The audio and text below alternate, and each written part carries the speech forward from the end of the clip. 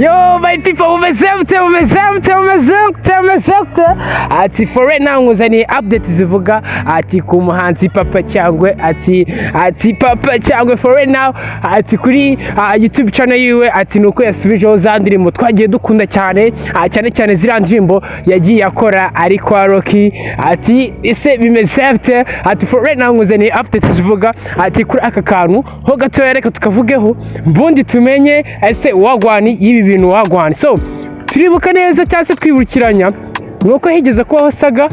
Rocky afata indirimbo za Papa Cyangwe arazihidinga kuri YouTube channel yiwe aho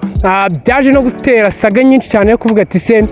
kuki wasibye indirimbo za Papa Cyangwe kuri YouTube channel yawe nk'umuntu amumanagingaga mbere ati kubera ibintu ati by'abakimbirane ngo mufitanye n'iki ati ariko for nacyo nakubwira nuko izi ndirimbo zose harimo za Kuntutu za Sana harimo za Ngaho n'izindi naziranga Winez Beba ati nimbeba ati zose ziri kuri YouTube channel ya Papa Cyangwe for right now so ase hari kwibazwa ese byaje kugenda gute kugira ngo byibuza Papa Cyangwe aba arimo arapostinga zirandirimbo ziyo zose yagiye akora ari muri Rocky Entertainment so rero hari ikintu cyagiye kigaragara nyuma yuko Papa Cyangwe agenda avuga ati njyewe ni ubwo ati wakora iki ati nubwo wakora iki ati njyewe ubwo yarimo arabwira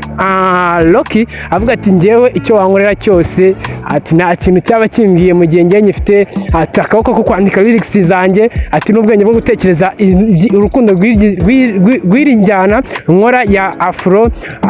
pop so rero for right now navuga ngo uyu mushen cyangwa se Papa Cyangwe ati za ndirimbo ziwe zose twagiye dukunda mu gihe arimo arakorana na Rocky ati ubu ziri kuri YouTube channel yiwe ni ibintu bya danje ni ibintu biri grab up for kumva yuko Papa Cyangwe yongeye gusubirana indirimbo ziwe ndetse yanazaplodinze kuri YouTube channel yiwe so ni ibintu biri up for right now reka tuze guhuriza muri izindi updates z'ubutaha again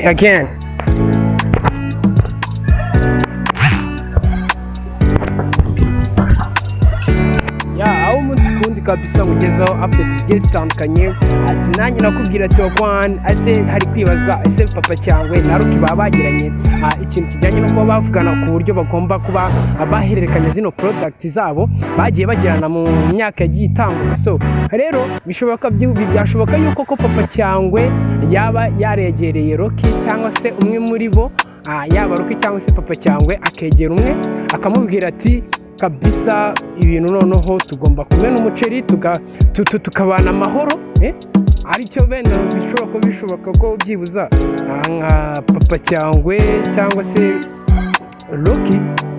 umwe muri bo hari ukuntu yagiranye n'undi biganiro benda ko tubifate gutya cyangwa byakunda Papa Cyangwe Rocky yaramwegereye aramubwira ati kugira ngo tubane neza muri no industry nuko byibuza wamugane gusubiza product zawe kuko byanga byakunda nakuna uploading zino ndirimbo ziwe kuri YouTube channel ya Rocky Entertainment zikiriho bahita bamujya copyright ariko kuba ubu ari kuza-uploading ni ikintu cyerekana yuko Rocky yazikuyeho akazisibaho ahubwo akamuhereza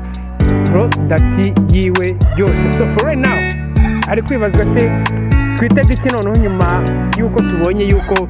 ibintu bigarutse nyuma yuko tubonye yuko bose barimo barerekana yuko byibuza bari kumvikana ese twitege iki interview ya buri ruhande se iraza noneho iri positive cyane ko wenda muzo bajyaga bakora muri no minsi zabaga ziri negative zose ese Papa Cyangwe byibuza nta hantu tuzongera kubona adisingana na Noza na Rocky icyo ni ikintu kimwe kiribazwa so for right now rero navuga ati ni ibintu byiza ni ibintu byo kwishimira cyane kubona yuko Papa Cyangwe yongeye gusubirana indirimbo ze cyangwa se product ziwe ni ibintu biri up for ngiye kugezaho updating nk'ibisanzwe ni Sky again banzire ko akoze subscriber ubundi dukomeze kugenda tubana umunsi kuwundi agwana